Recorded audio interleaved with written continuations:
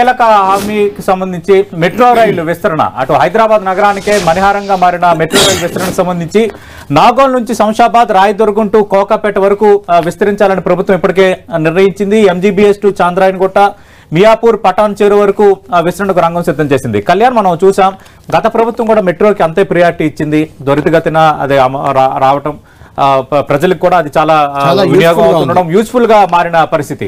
అయితే రేవంత్ రెడ్డి సర్కార్ వచ్చిన తర్వాత ప్లాన్ మార్చింది. ఇప్పుడు గచ్చిబౌలి నుంచి శంషాబాద్ ప్లాన్ మార్చిన విధానం రాయదుర్గం వరకు ఇప్పటి వరకు ఉంది మెట్రో రైల్. అక్కడ నుంచి రాయదుర్గం నుంచి నానక్రామ్ కూడా మీదుగా నార్సింగి మీదుగా శంషాబాద్ వెళ్లడం అనేది కేసీఆర్ ప్రభుత్వం తీసుకున్న నిర్ణయం. 500 కోట్లు కూడా బడ్జెట్ లో పెట్టారు.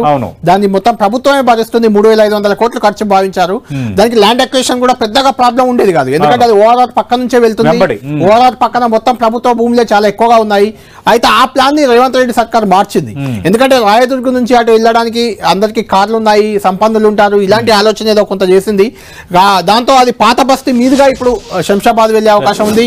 రాయదుర్గం నుంచి ఉన్నది కూడా ఫైనాన్షియల్ డిస్ట్రిక్ట్ వరకు, అంటే నానక్రామ్ కూడా మీదుగా కోకాపేట ఫైనాన్షియల్ డిస్ట్రిక్ట్ వరకు వెళ్లే ప్లాన్ ఉంది. అది కొంతవరకు వర్కౌట్ అవుతుంది. ఆ తర్వాత దాన్ని కూడా మళ్ళీ శంషాబాద్ కలిపే అవకాశం కూడా లేకపోలేదు అవసరాన్ని బట్టి. ఇది ఖచ్చితంగా మరొకసారి చాలా వరకు ఉపయోగపడే అంశంగానే చూడాలి. ఎన్ని రోజుల్లో పూర్తవుతుంది ఏంటి అనేది మాత్రం కొంత తేలాల్సింది.